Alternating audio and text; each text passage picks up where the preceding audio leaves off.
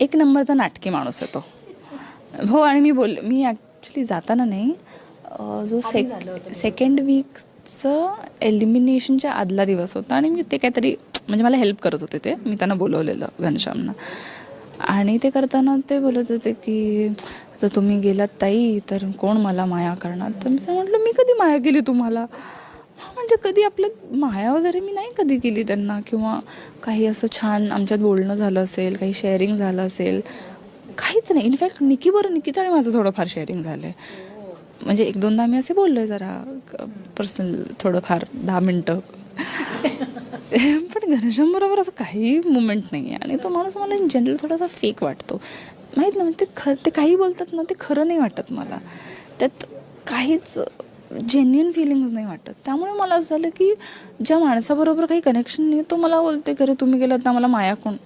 त्यामुळे मी बोलले खरं